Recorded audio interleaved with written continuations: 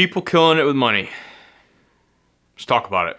I think that's what rich is, man. Rich is optionality. Rich is not buying the Ferrari. It's about having the ability to buy the Ferrari. It's not about quitting your job. It's about having the ability to quit your job. It's having the ability to be with your kids when you want to be, you know? And then also with optionality with what you say yes to and what you say no to. So it's like now I flex the no muscle a lot more. Yeah. That is something that's not talked about a lot, is the power to be able to say no and also to make the decisions that you want to make. For example, like me growing out this mustache. Let me know what you think. But no, serious guys, like that is something that I think motivated me from the get-go, is that I wanted to have the power to say no. I wanted to have the power to choose to be able to go into a completely different industry and not be, I guess, stuck at the job that I currently had back in the day. I didn't want to have those golden handcuffs. I didn't want to increase my lifestyle whenever my income increased. I wanted to keep my lifestyle where it was at so that way I could ramp up my investments. I could reach whatever financial goal I was working towards at that time. And I knew I was chasing that ultimate goal of financial freedom, which gives you the freedom to say no, to take risk, to quit a job, to go to a different industry. Guys, options are key. Having options in life because you're backed with the stable finances at your home, that's a win. I ain't want to have to be the one to say this, but everybody not broke. Some people saved in advance. Some people invested in advance. Some people live well below their means and their monthly income doubles or triples their monthly expenses. So every time you see somebody driving something new, buying something new, flying somewhere new, don't think that they doing it all out of debt and they can't afford it, and because the economy is going bad and everybody should just lock up and eat beans and rice. Some people still having it. Some people got motion. We have to quit making everybody else's lives a reflection of ours and think that they going through what we going through, and because we can't go through it and they doing it, that they doing it out of debt, that they really ain't got it like that. See, a lot of my content is directed to people that are in survival mode, that are living paycheck to paycheck and haven't got financially stable yet. I try and help those folks. So that's who I be talking to. But it's a whole world of people out here that is financially stable, that's secure, that's probably financially free. So don't limit other people's lives based off of yours. Your turn coming though. Just be patient. Hating on somebody else ain't gonna get you there any faster. Love that. And he is 100% correct. There are people out here killing it with money because they have made the right choices year in and year out. Now, there are mistakes that happen every now and then, don't get me wrong. But there are people out there who have paid off debt, who have continued to pile money into investments, who have continued to live below their means. So now, later on in life, they can take advantage of that. And here's the other thing, guys, to think about. What we're going through right now with this inflation and cost of living, guess what also is going up? Investments. That is why it is so important to own assets, not junk, right? That was a very large eye-opener for me whenever I graduated college, and even before that, even at graduating high school, is that I didn't want to spend my money on items. I didn't want to spend my money on materialistic goods that were going to go down and depreciate in value. I wanted to own assets. I wanted to put my money into stuff that was going to grow in value over time. And then when you have rapid inflation increases like we've seen over the past few years, well, assets tend to go up with that. So a lot of the people who did the right choice, made the right choice, put their money in investments, they're seeing their accounts grow. Brokerage accounts are hitting new all-time highs every single day because investments in the stock market and real estate continues to grow. Now, real estate, it's got its own ebbs and flows, but overall, the long term, buy assets, sit back, and wait. At the beginning of this month, I finished my journey of paying off over $130,000 of debt. And I vlogged throughout the day because I wanted to show how ordinary life truly is. Even when you're hitting these milestones where you've been telling yourself for years, I'll be happy when I do this. Finally be able to do the things once I hit this big milestone. The chores didn't stop. The mothering didn't get any easier. A huge party wasn't thrown. The mundaneness of life remained and the simple tasks still occurred. 8 years ago, I graduated from college with $90,000 of student loan debt, $4,000 of credit card debt, and a $27,000 car loan. After thinking for years in college that this was completely normal, I graduated and figured there had to be something more. What could I do to not have this debt for the rest of my life? So I did what any other 22-year-old would do. I went to Pinterest. I found some blogs referring to Dave Ramsey. I followed Dave Ramsey for a year, found other financial education resources that fit my lifestyle and my goals a lot better. Decided that yes, I want to pay off this debt, but I don't need to pay off this debt in the next year. I want to still live my life fully in my 20s while paying off debt and building wealth at the same time. And that's exactly what I was able to do. I'm 30. I just paid off $130,000 of debt. Bought 2 rental properties with my husband and crossed $100,000 invested this year. Props to her. Props to her and her husband for taking action and kicking you know what. That's awesome. And like she's mentioned too, one thing that's I always bring up is there are different routes for everyone when it comes to meeting financial goals. There's not one path to success. There are many different paths and many different ways you can take. Dave Ramsey just has his one path that he thinks everyone should do, and that's kind of it, and that's kind of his brand model. For me, I think, yes, there are different ways you can do this. I believe in using credit cards. I believe in, pay them off into the month in full. I believe in taking on debt for real estate investments. Like, my thoughts are a little different, but I think the main key here, though, that works for everyone is live below your means, pay off your debt, invest for the future, and over time, you're going to be glad that you did that because you're setting yourself up financially. And each year as it goes on, you're going to find out when you track your finances, you're paying attention to your budget, you're tracking your net worth and seeing where you're at on that spectrum. It's going to be crazy how month over month or quarter over quarter, however you guys choose to look at it, it's pretty crazy to see the changes when you zoom out and take a look at what you've done over the past 5 or even 10 years. I think the biggest thing here, just like anything in life, is that you simply just have to take action. You have to go do something about it. You have to tell yourself, I'm not living this way anymore. When my wife and I graduated college, we had $60,000, a little over, in student loan debt, and I paid that off. My wife and I paid off our student loan debt in 9 months. And we sacrificed, we didn't spend much time going out to eat. I worked overtime. My wife worked overtime. We tried to do as much as we could to increase income while also decreasing expenses and apply all that extra money towards the student loans to get us started in life as, well, being debt-free. It's actually my first ever video I posted in the finance space here on this channel. You guys can go back and watch it and how cringeworthy it is. I had no idea what I was doing, and I think it was like 6 or 7 years ago when I posted that video. So it's actually pretty crazy to think about what all has happened since then. But you guys can do it. You just have to sit down and actually start. It's like losing weight. It's a weight loss journey. You gotta actually just start and stick with it. You're gonna have days. You're gonna have bad days. You're gonna have days that you mess up. It's all part of the journey. Curious what living below your means actually looks like? Here's part 2 of how I do it. My name's Taylor, and I work from home from 9 to 5 as a product manager for a sports retailer. A couple years ago, I paid off $60,000 of student loan debt, and that journey taught me so much. I learned how to budget in a way that feels easy to me. I learned how to be patient when it comes to financial goals. And I learned what it means to stay disciplined and not spend too much money on things that I really don't need. My debt-free journey showed me that I could make temporary sacrifices and that I could be someone who waits for delayed gratification. My debt-free journey taught me how to be happy with less and to not tie my self-worth to the newness of my home or the trendiness of my clothes. Because when it comes down to it, I would rather be financially secure than trendy. What do you think about this? Let me know in the comments. I'll let you know what I think about that, Taylor. I'm 100% on board. I think social media has corrupted our minds into think that we have to have the latest trendy fashion item. I don't know what I'm trying to say here, guys. You know what I'm saying. Everyone needs the big, fancy, exotic car. Everyone needs to show off how big, fancy their house is. No, you don't. The new flex should be being set up financially and no one even knowing about it, right?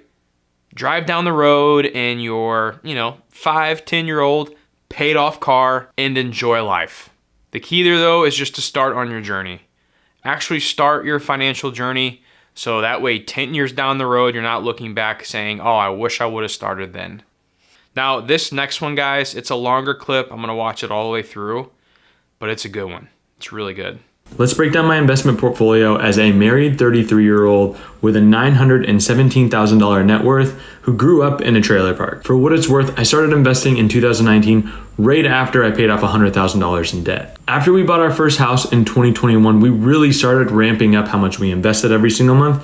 And now every single month we invest roughly 50% of our income. We've been able to do that by keeping our spending consistent regardless of the income raises that we've gotten over the last 6 years, and by just avoiding debt at all costs, to the point that we don't even use credit cards anymore. The first investment is my 401k. I've maxed this out every year for the last 4 years and have a total of $143,000 in there right now. I used to have that entirely invested in target date funds, but I've realized, at the age of 33, I should probably invest my money with a little bit more risk. And so I moved all of that over into an index fund that's called FXAIX. It's basically a total market index fund. Next up, we have a joint brokerage account that has about $240,000 in it. The top holdings are all index funds, and they're probably ones that you're already familiar with. It's QQQ, VU, and SCHD. We have about 5 other index funds, but we also have about 20 different stocks that we've invested in, with the 3 largest positions being Amazon, Tesla, and Nvidia. Then we have my wife's IRA account, which has $76,000 in it.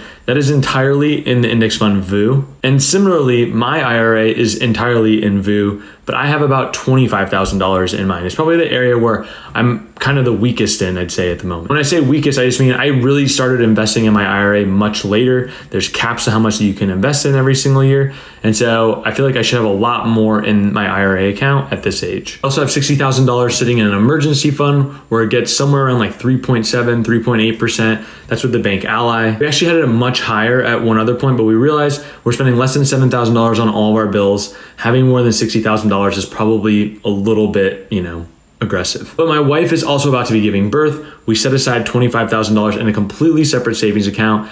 That money is to cover, her time off because she's self-employed. It's also money that we use because she pays taxes all at once at the end of the year because, again, she has her own business. So we set aside some of those taxes. We've mixed them in the same account. Maybe we shouldn't do that. Oh, well. We also have a joint checking account that has $16,000 in it. Personally, I think that's a little bit too high. And all the rest of our investments is purely in real estate. We rent out our first home. The mortgage on that is $369,000 with a 2.8% interest rate. And right now, that house is probably worth somewhere around $550,000 according to Zillow. So a difference about $181,000. Then we have the house that we live in right now, which we have a mortgage of about $449,000 on. Zillow has that one priced at $572,000. That doesn't account for any of the remodel work that we've done. We redid all the bathrooms, we redid the kitchen, et cetera, et cetera. We've redone pretty much everything. And we got our house refinanced because we had a much higher rate. When we got it refinanced, they appraised it for $670,000. I feel like that's a little bit high. Let's say $600,000 is the price of the home. That would be a difference of about $151,000 for a grand total of $917,000. We have a goal of trying to get to $1 million by the end of the year. I think that's pretty aggressive, especially with a kid on the way. But, I'll keep you guys up to date on how it goes. That goes back to what I was saying at the very beginning of the video. That is why it is so important to spend your money on assets versus stuff. Because that's what can happen over time.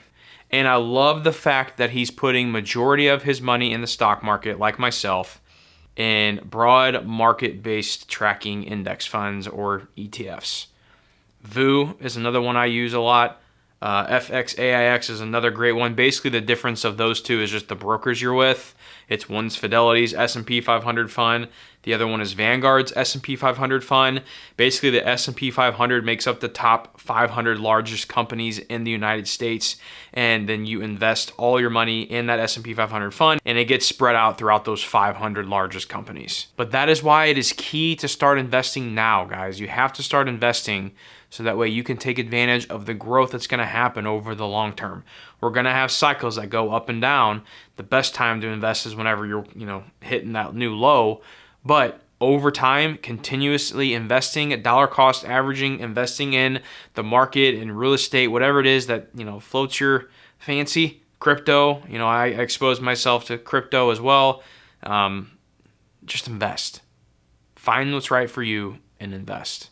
This is the number one reason why I'm so happy I invested $25,000 per year in my 20s and now have a net worth of $540,000 at the age of 32. It's for this little peanut my wife and I had 4 days ago, our second child. My net worth is going to grow to over $5 million when I'm in my 60s, all due to compound growth, and that's if I don't contribute another dollar for the next 30 years. And if you're wondering how I invested my money, all I've done is invest in low-cost index funds within my tax advantage accounts like my 401k, my Roth IRA, my HSA. And I've gotten a little bit into real estate over the past 3 years. I have one rental property in the house I live in. Because of my current net worth, we don't have to try and make as much money as possible anymore because we're good. We can take our foot off the gas pedal a little bit. The best example is my wife having the opportunity to be a stay-at-home mom and raise our 2 kids. A lot of people don't have this opportunity because they need to save for retirement and they need to fund their overinflated lifestyle because they're spending too much money. Remember, the more money you're spending now, the more you're going to need to make to pay for your retirement and to fund your current lifestyle, which means the longer it's going to be until you retire and you can take your foot off the gas. So if you're in your 20s and you need motivation to save and invest more money, do it for your future family and your future kids if that's something you want. If it is, I think it'll be worth it. In my case, it was. Man, if you guys are watching this and you are in your late teens, early 20s, even your late 20s, how lucky are you to get exposed to something like this? Like that guy right there, spitting straight facts, mic drop, right? The fact is that you have to look at being able to put yourself on the back burner. You don't need all the new fancy items. Live the lower lifestyle and put your money in investments so that way when you do have kids, you do have a family, you are at maybe a job that you're not happy at, your lifestyle is kind of taking a change and maybe you're looking for something different. You can take the risk to make the change and switch jobs, go into a completely different industry. I actually follow that guy on Instagram and he started doing a document series where he's now taking a job at McDonald's and showing his process through that. It's actually a pretty cool follow if you want to follow him. I like his story and I like kind of what he's doing. But the key there, guys, is just you have to be able to invest. And if you're getting started now, yes, I understand it is tough times. It's hard. I get that. But you got to figure out a way to make it happen. There's no choice. Don't let years go by of drifting through life, not planning accordingly for your finances, because sooner or later you'll get down that road where you're kind of starting to think about, oh man, I got to think about retirement here, and it's too late. Don't let that happen to you. Now to finish this off, I got to finish it off every single time I do one of these videos with my favorite videos that got me motivated whenever I was on my very first, financial journey. And that is the good old Dave Ramsey debt-free screams. As we got married, I was like, man, we're making all this great income. We have all this money coming in, but the checking account is staying the exact same. Where's it all going? It was going to a stupid dealership. It's going to stupid federal student loan programs. It's going to Verizon. I work way too hard to have this little money in my checking account. Something had to change in my life so I could actually change something for my future and have more than a couple $1,000 to my name making that much money a year. Amen. What do you tell people the key to getting out of debt is? Since the beginning, we tithe 10% on our income to our local church, and we're also extremely generous throughout the process. Also, we just worked together. We worked all the time. But we made sure that we were within communication with each other. We didn't go spend money behind each other's back. We're completely on the same page. And now you got no debt and you're 23, not waiting on someone else to clean up the mess. That's extra weird. See, most 23-year-olds out there, they're going, well, it's the wages. They just don't pay enough these days. And you guys just went, wait, we can go make more money. We're not scared of work. And now you control your own destiny in that way. You'll be millionaires before you're 30 the way you're going. This is crazy. Emmaus and Hannah, 23 years old, Charlotte, North Carolina, $94,000 paid off in 18 months, making $97 to $200. What's their secret? Work! All the time. Count it down. Let's hear a debt-free scream. 3, 2, 1. We're debt-free! Yeah! That's what it's all about, guys. You taking action. Don't have the victim mentality. Get up, go to work, get some money, find a way, and make it happen. You can do it.